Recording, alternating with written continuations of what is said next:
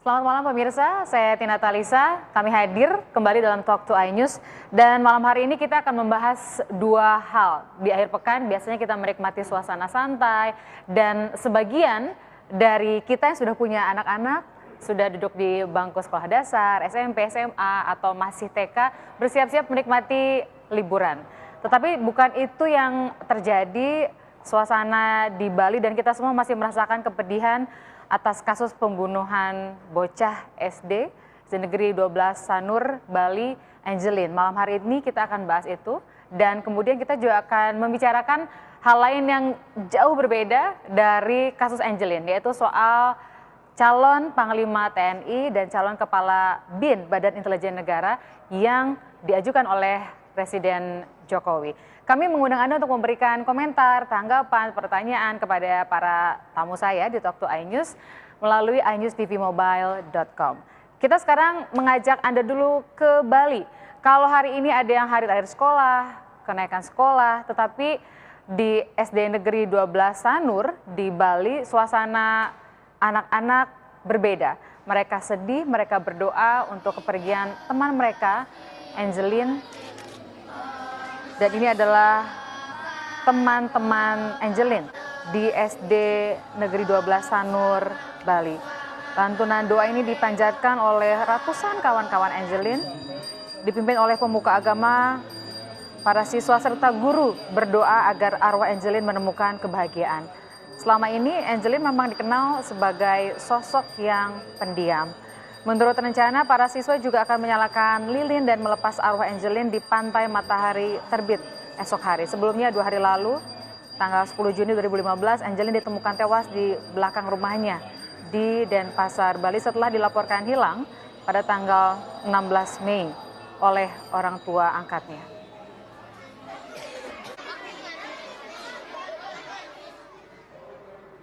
Ini bukan soal keadaan di Bali tapi menjadi isu nasional. Di Jakarta pun banyak orang menunjukkan rasa simpatinya, diantaranya menyalakan 1000 lilin di Bundaran Hotel Indonesia. Ini adalah sekali lagi bentuk simpati, rasa duka yang ditunjukkan oleh berbagai lapisan masyarakat. Bercampur perasaan marah, sedih, murka, tidak habis pikir. Itulah yang membuat orang-orang bergerak. Dan elemen-elemen yang hadir diantaranya adalah Polri, tokoh agama, mereka tergabung dalam satuan tugas atau Satgas Perlindungan Anak. Aksi 1000 lilin adalah tanda keprihatinan mendalam atas tragedi yang menimpa Angelin. Acara kemudian setelah doa bersama diakhiri dengan tabur bunga.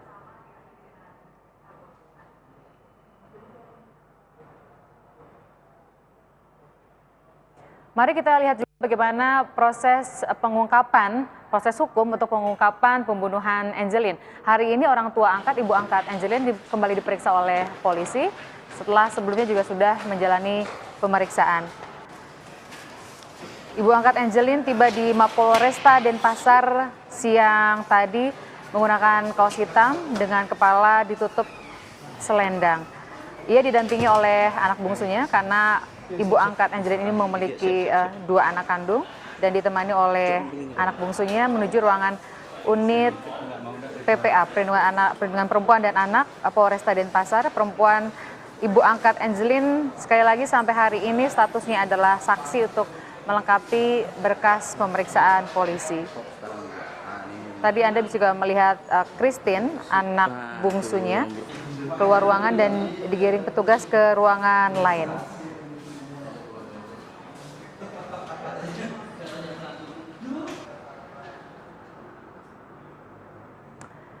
Berbagai pihak berharap bahwa pemeriksaan tidak berhenti pada tersangka Agus, tetapi juga ada pemeriksaan yang intensif kepada keluarga angkat Angelin, seperti diungkapkan juga oleh Ketua Komisi Nasional Perlindungan Anak, Aris Merdeka Sirait. Itu akan diserahkan ke penyidik. Jadi dugaan-dugaan kekerasan seksual dan sebagainya itu masih harus dikembangkan. Ya, jadi beliau berjanji untuk masih terus hari ini dalam pemeriksaan sampai mungkin besok baru diserahkan kepada penyidik hasil kesimpulannya.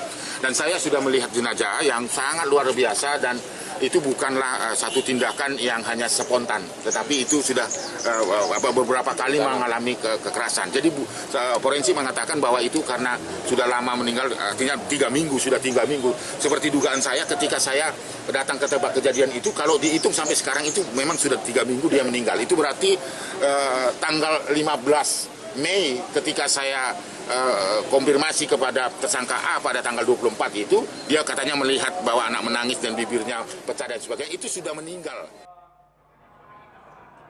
Ada Santi Safitri di Bali, tepatnya di Mapolda Bali, untuk memberikan kabar, berita kepada kita mengenai perkembangan terkini pengungkapan pembunuhan Angelin. Silakan Santi Safitri.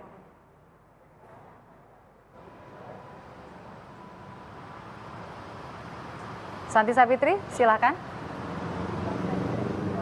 Ya, Tina dan juga pemirsa, hingga saat ini tim penyidik Satuan Resort Kriminal Polresta Denpasar masih menetapkan hanya 1 orang tersangka, yakni AGT, yang sudah mengakui seluruh perbuatannya, di mana AGT sesuai dengan prarekonstruksi yang telah dilakukan kemarin dan juga hari ini mengakui bahwa pembunuhan yang dilakukan terhadap korban Angelin dilakukan hanya seorang diri. Namun kesaksian ataupun pengakuan yang telah diberikan oleh tersangka AGT ini diragukan oleh kuasa hukum tersangka, di mana kuasa hukum tersangka Haposan Sihombing SH saat tiba tadi pada pukul 3 sore WITA mendatangi Polresta Denpasar guna pendampingan tersangka AGT. Beliau sangat meragukan keterangan dari tersangka, di mana menurut Haposan Sihombing terdapat banyak sekali kejanggalan-kejanggalan yang terjadi pada saat proses prarekonstruksi, di mana tanah yang digunakan tersangka AGT untuk mengubur Angelin itu sudah digali terlebih dahulu. Dan kami juga informasikan, Tina dan pemirsa, terkait perkembangan jenazah Angelin, di mana jenazah Angelin sampai saat ini masih berada di ruang jenazah Rumah Sakit Umum Pusat Sangla Denpasar, dan sampai saat ini juga belum diperbolehkan pulang menuju ke Banyuwangi, walaupun sudah dijemput oleh pihak Dinas Pemkab Banyuwangi, tentunya karena guna proses DNA yang dilakukan terhadap jenazah dan juga orang tua korban, di mana ayah kandung korban dan juga ibu kandung korban telah melakukan tes DNA, di mana sampel darah dari orang tua korban telah diambil guna penyidikan dari tim forensik Rumah Sakit Umum Pusat Sangla Denpasar. Sementara demikian yang dapat kami laporkan. Kembali ke studio, Tina. Terima kasih Santi Safitri, perkembangan berharga yang kami dapatkan dari Bali, dan kita sekarang akan berbincangkan dengan 2 orang tamu, tapi yang sudah hadir 1 orang, Mas Reza Indragiri, psikolog forensik. Selamat malam Mas Reza. Waalaikumsalam. Ini kalau ngundang Mas Reza itu biasanya dalam kondisi ada isu yang nggak mengenakan ya, sejujurnya. Selalu berkaitan dengan hal yang kita sebetulnya nggak ingin dengar. Belum lama ini penelantaran anak gitu. Lalu ini adalah kasus yang kita semua tertuju perhatiannya, sama-sama mencari di sosial media ramai, dan berakhir dengan cerita yang sebetulnya bukan akhir yang kita inginkan. Kalau dari sudut pandang psikologi forensik, sebetulnya kita bicara kasus pembunuhan ya, apa yang bisa teramati oleh Mas Reza dari tersangka dan juga sejauh ini ya, apa yang diungkapkan oleh kepolisian soal motif pembunuhannya? Sangat banyak yang kemudian bisa kita bahas. Kita mau bicara tentang apa? Tentang sosok Agusnya, atau tentang masyarakatnya, atau tentang Ibu Margaret yang selama ini menjadi sasaran utama dugaan masyarakat bahwa pelaku adalah Ibu Margaret, bukan Agus. Itu kan yang berkembang di masyarakat. Betul. Nah, mari kita spesifik ke soal pelaku. Baik. Saat ini kan tersangka adalah AGT. Sementara rasanya boleh dikatakan publik tuh nggak puas kalau berhenti di situ, karena setidak-tidaknya, kalaupun tidak melakukan tapi ada unsur pembiaran. Apakah itu juga bisa disimpulkan bahwa memang ada pembiaran menurut Mas Reza? Sesungguhnya saya ingin bertanya balik, bagian mana, sisi mana yang kemudian kita bersama gunakan untuk mengatakan sudah terjadi pembiaran terhadap Angelin. Sebagai misal, orang banyak yang bertanya-tanya bagaimana mungkin kemudian ada peristiwa setragis itu, kemudian Angelin dimakamkan di kebun belakang rumah, tapi kok seolah-olah tidak ada yang tahu. Begitu kan, itu salah satu dugaan atau prasangka yang berkembang di masyarakat. Saya teringat pada tahun 80-an di daerah Percetakan Negara Jakarta Pusat, tidak jauh dari LP Salemba, di sana ada kasus pembunuhan yang disertai dengan mutilasi. Pembunuhan keji itu, mutilasi biadab itu, plus penguburan korban itu dilakukan di dalam rumah juga. Bahkan makam korban itu persis di bawah tempat tidur. Siapa pelakunya? Pelakunya adalah suami ibu itu sendiri. Tapi sekali lagi, tidak ada satu orang pun di rumah itu yang tahu sebelumnya bahwa ternyata di dalam rumah itu sudah terjadi kebiadaban yang luar biasa. Itu satu, tahun 80-an. Kalau kita tidak ingat peristiwa itu, kita mundur beberapa tahun ke belakang, yaitu kasus si jagal maut dari Jombang, Rian. Rian membantai, kemudian mengubur sekian banyak manusia di mana? Di kebun belakang rumahnya. Betul. Tapi lagi-lagi tidak ada satu orang pun sebelumnya yang tahu bahwa ternyata rumah itu sudah menjadi tempat kebrutalan manusia yang sangat-sangat dahsyat. Nah, dua hal ini menjadi penegasan bagi kita bahwa silakan saja kita membangun dugaan, syawasangka, kecurigaan, karena toh teman-teman kepolisian yang paling profesional pun pasti akan bekerja dengan dugaan, dengan syawasangka dan seterusnya, itu sah-sah saja. Tetapi jangan kemudian sampai dugaan terlalu dini untuk kita geser menjadi sebuah penghakiman. Karena pada akhirnya kita akan bertanya-tanya seberapa jauh kita siap untuk menerima kenyataan seandainya bahwa peristiwa ini tidak seperti yang sudah kadung kita duga selama ini. Jadi betul-betul misalnya murni perbuatan dari tersangka seorang diri seperti yang Ya. sudah diungkapkan kepada polisi. Percayalah Mbak Tina, saya juga marah dan sedih luar biasa.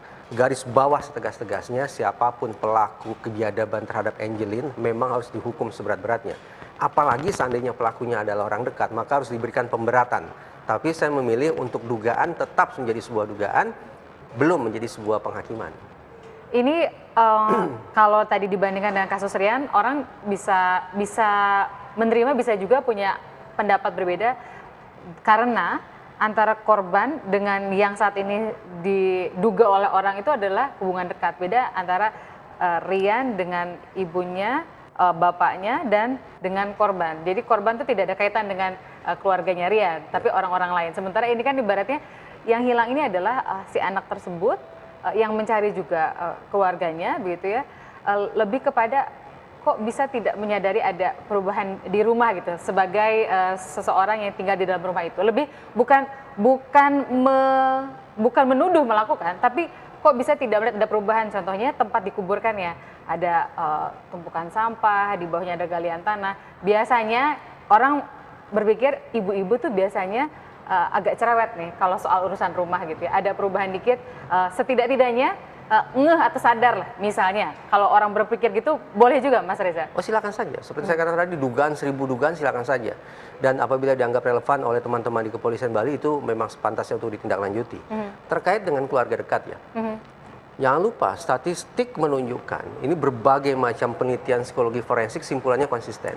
Dalam sangat-sangat banyak kasus kekerasan terhadap anak, pelaku adalah orang dekat. Apa yang bisa kita tarik pembelajaran dari kasus ini? Untuk ribuan kali orang tua, keluarga lengah bahwa ternyata orang yang melakukan kekerasan terhadap anak kita ternyata bukan orang yang berada di seberang lautan. Bisa jadi adalah orang yang berada di samping kita. Ini menjadi sebuah penegasan bahwa oke, bagaimana mungkin orang tua anggaplah tidak tahu ada kesadisan di dalam rumah itu. Tadi saya katakan, ternyata memang kebanyakan adalah orang dekat. Dan kenapa bisa seperti itu, statistik yang keluar adalah kelengahan.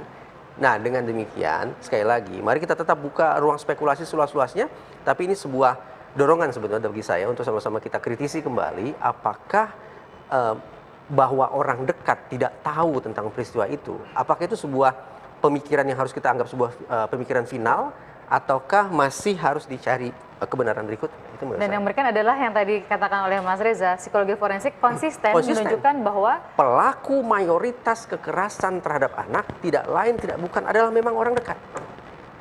kita lanjutkan lagi Mas Reza. Saya sambil merinding Mas Reza bilang begitu, betapa semakin semakin ingin cepat pulang kan jadinya kan? Iya betul Mas Reza.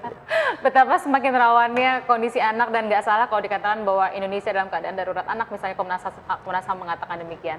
Kita tunggu komentar Anda juga pemirsa di iNewsTVMobile.com. Kami segera kembali dan kita berharap di segmen berikutnya sudah hadir juga Sekretaris Jenderal Komisi Nasional Perlindungan Anak Indonesia. Sesaat lagi.